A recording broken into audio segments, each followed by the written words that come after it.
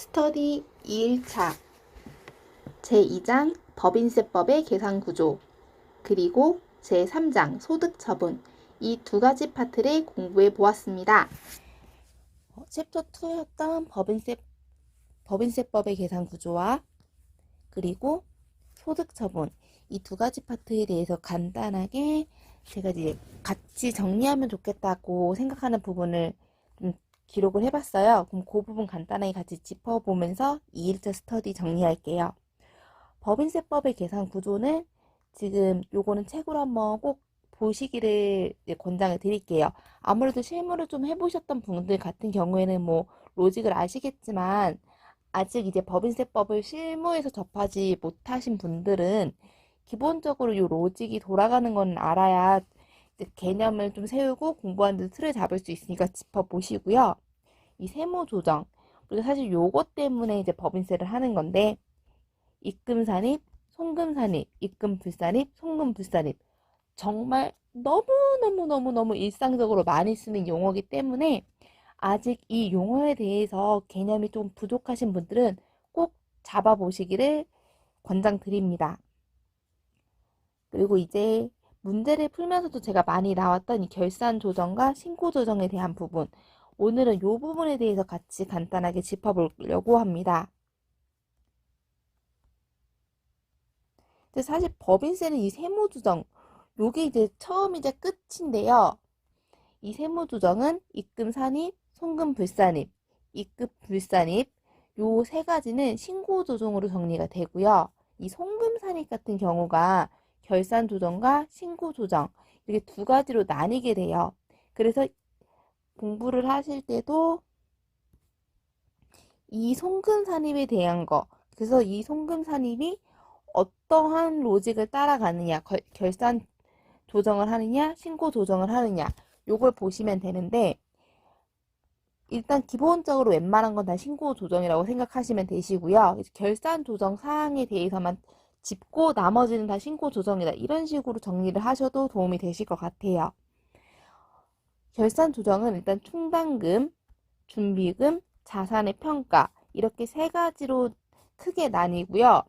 충당금 같은 경우에 이제 대손, 구상 채권 상각, 일시 상각 혹은 이제 압축 기장 이렇게 충당금에 대한 부분, 요 세 가지 충당금에 대한 부분이 결산 조정 사항이고요. 준비금, 법인세법상 준비금과 조세특례 제한법상 준비금 이 두 가지 준비금이 결산 조정 사항입니다.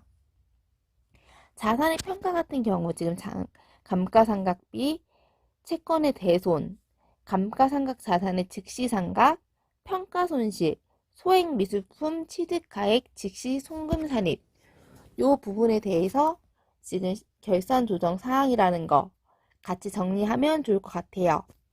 다시 한번 말씀드리면은 송금산입에 대해서만 지금 결산 조정인지 신고 조정인지 그거를 구분하시면 되시고 결산 조정은 이렇게 충당금, 준비금, 자산의 평가에 대한 항목으로 나뉘어서 생각해 보면 된다. 그리고 하나 더 짚자면은 결산 조정 사항이나 기업 회계 기준에서 인정을 하지 않아 신고 조정 특례를 적용하는 것이 있는데요. 그게 세 가지. 일시상각 충당금, 조세 제한 특례법에 의한 준비금과 조세 제한 특례법에 의한 비상위험 준비금 이 세 가지는 결산 조정 사항으로 분류가 되지만 신고 조정을 할 수 있는 특례를 적용해 준다. 왜냐하면 회계 기준, 기업 회계 기준에서 인정해 주지 않기 때문에 이렇게까지 보면은 법인세법의 계산 구조 파트에 이 세무조정에 대한 정리를 이제 마무리하실 수 있을 것 같아요. 소득처분 같은 경우에는 진짜 일을 하기 위해서도 정말 꼭 알아야 되는 부분이에요. 우리가 일을 할 때도 그래서 세무조정을 해서 소득처분을 때리는데 이걸 뭐 어떻게 사후에 정리를 하는가에 대한 문제이기 때문에 이 부분은 진짜 실무를 하기 위해서도 꼭 짚어보셔야 된다고 생각합니다. 소득처분은 크게 이제 사회유출, 사내유보 이렇게 두 가지 보시면 되시는데 사회로 지금 유출되는 경우 배당, 상여, 기타 사대유출, 기타 소득 이렇게 네 가지로 처분할 수 있습니다. 배당인 경우는 지금 개인 출자자인 경우 배당 처리하고요. 임원 또는 사용인인 경우 상여 처분하고요. 법인 또는 개인 사업자 혹은 무조건 기타 사회 유출로 처리해야 되는 것들에 대한 항목은 기타 사회 유출로 처분합니다. 그리고 이것들 이외의 것은 기타 소득으로 처리를 하고요. 유보, 혹시 유보에 대한 개념 잘 모르시는 분 계시면은 이거는 꼭 책 보시면서 유보가 무엇인지에 대한 정리하셔야 되세요. 그래서 유보는 세무상 이연금이 플러스 되거나 마이너스 되는 경우 이때 유보 처리를 하고요. 자본 이연금, 이익 잉여금, 유보 이외의 것들은 이제 기타 처분을 합니다. 그래서 여기서 하나 더 짚을 거는 유보 같은 경우에는 우리 자적을 여기다가 구분을 해놓는다는 것, 기록을 해둔다는 것을 기억하시면 될 것 같아요. 그래서 이제 마지막으로 법률상 무조건 기타 사회 유출로 처리해야 되는 항목들을 같이 정리해보고 이제 마무리하겠습니다. 이 부분도 제가 문제를 풀어보니까 많이 나오더라고요. 아무래도 저도 이제 실무를 해볼 때도 보통 일반적인 경우에 이제 가장 많이 하는 처분들이 요 상여, 그 기타 사회 유출 이 두 개는 정말 많이 하는데요. 특히 이거 상여, 대표자 상여 처분은 진짜 많이 하고 그 다음에 사회 유출, 기타 사회 유출로 처리하는 것들이 되게 많은데 사실 이거에 따른 것보다 요거 무조건 기타 사회 유출로 처리해야 되기 때문에 해야 되는 요 항목들은 실무에서도 많이 쓰니까는 같이 정리를 해보면 좋을 것 같아요. 일단 법정, 우리사주 조합 기부금, 지정기부금, 이 기부금 요 세 가지 항목에 대해서는 송금 산입 한도 초과하는 부분에 대해서 기타 사유출로 처리하고요. 접대비 송금 불산입액, 접대비는 되게 흔하게 사용되는 부분이니 요거는 꼭 기억을 해두세요. 접대비 송금 불산입액도 기타 사유출로 처리하고요. 채권자가 불분명한 사채이자 및 수취인이 불분명한 채권, 증권의 이자 중 원천징수세액에 해당하는 부분, 그 상당액은 기타 사유 유출로 처분합니다. 그리고 업무 무관 부동산 등, 업무 무관 부동산 등과 관련된 지급이자로 송금 불산입하고요. 업무용 승용차, 차 같은 경우에도 법인이면 일단 크든 작든 무조건 차는 있잖아요. 요것도 한번 꼭 짚어보세요.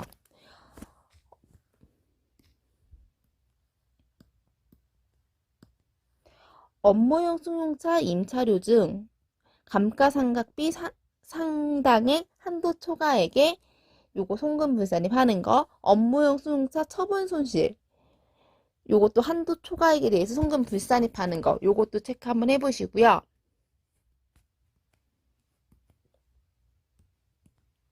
임대보증금 등에 대한 간주임대료 입금 산입액, 기속자가 불분명하여 대표자 상여로 처분한 경우 해당 법인에서 그 처분에 따른 소득세를 대납하고 이를 손비로 계상하거나 그 대표자와 특수관계자가 소멸할 때까지 회수되지 않음으로써 입금에 산입한 금액, 이것도 체크를 해두세요. 그러니까 우리가 제가 위에서 말씀드렸듯이 대표자 상여 처분 되게 많이 할 거라고 말씀을 드렸잖아요.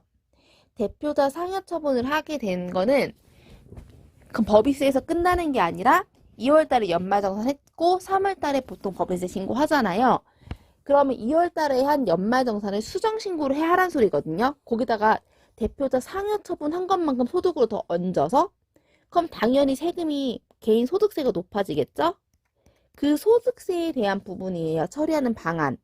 그러니까 이거는 일을 하면서도 자주 쓸 수 있는 부분이니 먼저 기억을 해두시면 좋을 것 같아요.